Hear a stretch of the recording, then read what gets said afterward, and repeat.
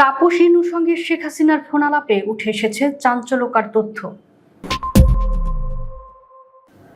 জুলাই গণ অভ্যুত্থানে মানবতা বিরোধী অপরাধের দায়ে ক্ষমতাচ্যুত প্রধানমন্ত্রী শেখ হাসিনা ও কামালের বিরুদ্ধে দেওয়া আন্তর্জাতিক অপরাধ ট্রাইব্যুনালের পূর্ণাঙ্গ রায় প্রকাশ করা হয়েছে। মঙ্গলবার আন্তর্জাতিক অপরাধ ট্রাইব্যুনালের চিফ প্রসিকিউটর কার্যালয়ের ওয়েবসাইটে এটি প্রকাশ করা হয়। এই রায়ে উল্লেখ করা হয়, শীর্ষ পর্যায়ে দমন পীড়ন ও হত্যার পরিকল্পনা ও নির্দেশনায় সরাসরি সংযুক্ত ছিলেন আসামিরা, যে কারণে আদালত তাদের মৃত্যুদণ্ডাদেশ দিয়েছেন। 457 পৃষ্ঠার এই রায়ে উঠে এসেছে আওয়ামী লীগ সরকারের শীর্ষ পর্যায় থেকে কিভাবে দমন পীড়ন ও হত্যার নির্দেশনা দেওয়া হয়েছিল তার বিস্তারিত বিবরণ। রায়ে ঢাকা দক্ষিণ সিটি কর্পোরেশনের তৎকালীন মেজর ফজলে নূর তাপস ও জাসদ সভাপতি হাসানুল হক ইনুর সঙ্গে শেখ হাসিনার ফোনালাপের তথ্য উঠে আসে। রায়ের পর্যবেক্ষণ অনুযায়ী এসব কথোপকথনে ড্রোনের মাধ্যমে আন্দোলনকারীদের অবস্থান নির্ণয় এবং হেলিকপ্টার ও মারণাস্ত্র ব্যবহার করে হত্যার নির্দেশ দিয়েছেন শেখ হাসিনা। এরই জেরে 2024 সালের 5 আগস্ট চানখারপুলে 6 জন আন্দোলনকারীকে গুলি করে হত্যা করে পুলিশ। এছাড়া একই দিন সাভারের আশুলিয়ায় 6 জনকে হত্যার পর লাশ পুড়িয়ে দেওয়ার মতো নৃশংস ঘটনা ঘটে।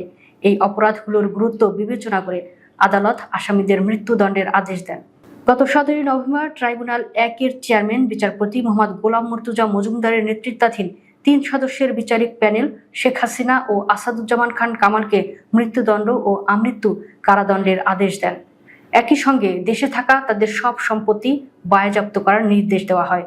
মামলায় রাজসাক্ষী হওয়ায় সাবেক আইজিপি চৌধুরী আব্দুল্লাহ আল মামুনকে 5 বছরের কারাদণ্ড দেওয়া হয়। এদিকে একটি ধারায় আসামিদের আমৃত্যু কারাদণ্ডের সাজা বাড়িয়ে মৃত্যুদণ্ড চেয়ে সুপ্রিম কোর্টে আপিল করেছে প্রসিকিউশন।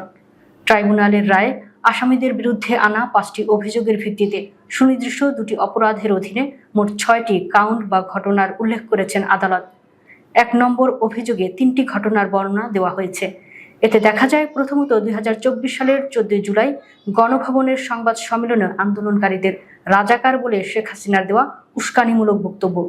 দ্বিতীয়ত, ওই রাতে ঢাকা বিশ্ববিদ্যালয়ের তৎকালীন উপাচার্য মাকসুদ কামালের সঙ্গে ফোনালাপে আন্দোলনকারীদের ফাঁসি দেওয়ার উস্কানি ও নির্দেশ। রায় বলা হয়, অধস্তনদের এসব অপরাধমূলক কর্মকাণ্ডে আসামিরা কোনো বাধা দেননি। তৃতীয়ত, এসব উস্কানি ও নির্দেশের ধারাবাহিকতায় রংপুরে আবু সাইদকে গুলি করে হত্যা করা হয়। এই অপরাধগুলোর জন্য শেখ হাসিনা ও আসাদুজ্জামান খান কামালকে আমৃত্যু কারাদণ্ড দেওয়া হয়।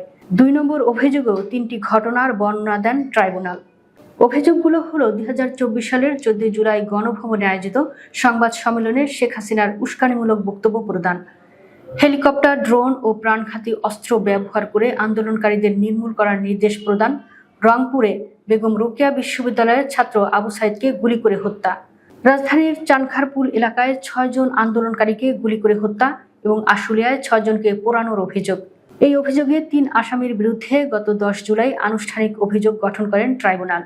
এই মামলায় প্রসিকিউশনের পক্ষে chief prosecutor Mohammad Tajul Islam, prosecutor Mizanul Islam ও গাজী SH তামিম শুনানি করেন। এছাড়া শুনানিতে প্রসিকিউটর BM সুলতান মাহমুদ, শাইখ মাহদি, আব্দুস সাত্তার পালোয়ান সহ অন্য প্রসিকিউটররা উপস্থিত ছিলেন।